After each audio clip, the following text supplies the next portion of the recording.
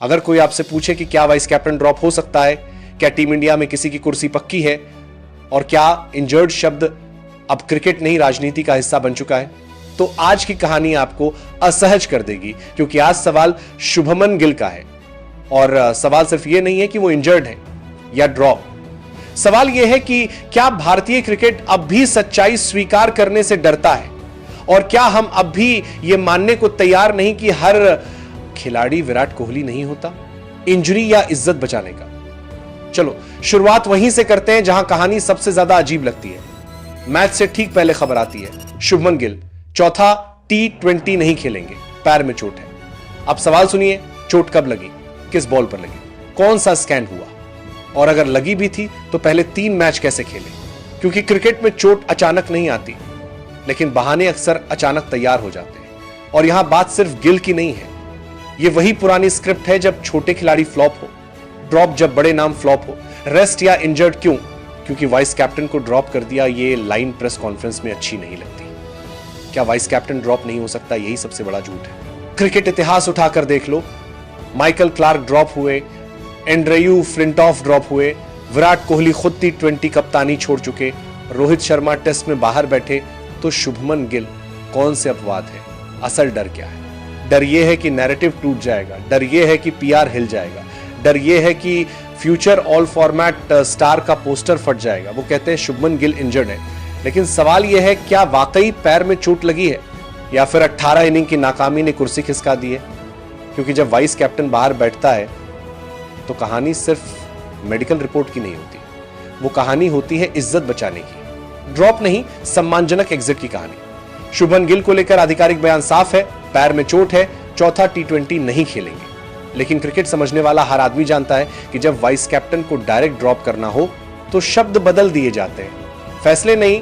Injured, rested, managed, workload, ये सब cricket की वो भाषा है जिसका मतलब होता है हम आपको बाहर करना चाहते हैं लेकिन बेइज्जत नहीं करना चाहते। क्योंकि सवाल ये नहीं था कि गिल को चोट लगी है या नहीं, सवाल ये था कि कब तक एक खिलाड़ी को सिर्फ इसलिए खिलाया जाएगा क्योंकि वो वाइस कैप्टन है। कब तक कहा जाएगा आउटसाइड नॉइज से फर्क नहीं पड़ता, जबकि हकीकत यह है कि आउटसाइड नॉइज से नहीं, परफॉर्मेंस की खामोशी से फर्क पड़ता है।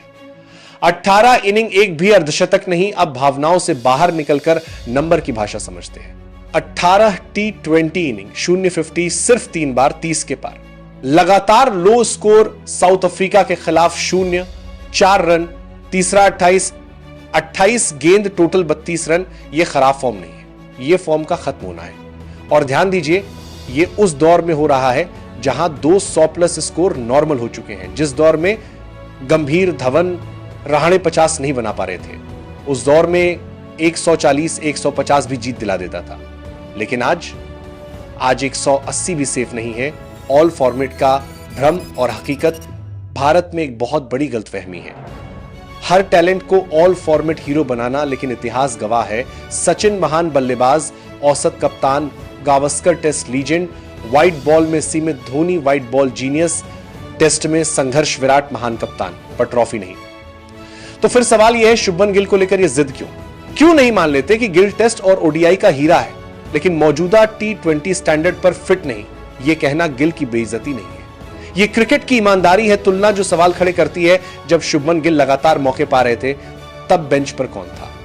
संजू सैमसन 10 इनिंग 3 शतक, यशस्वी जायसवाल स्ट्राइक रेट 170, औसत 55, Ruturaj Gaikwad international plus IPL में कंसिस्टेंट।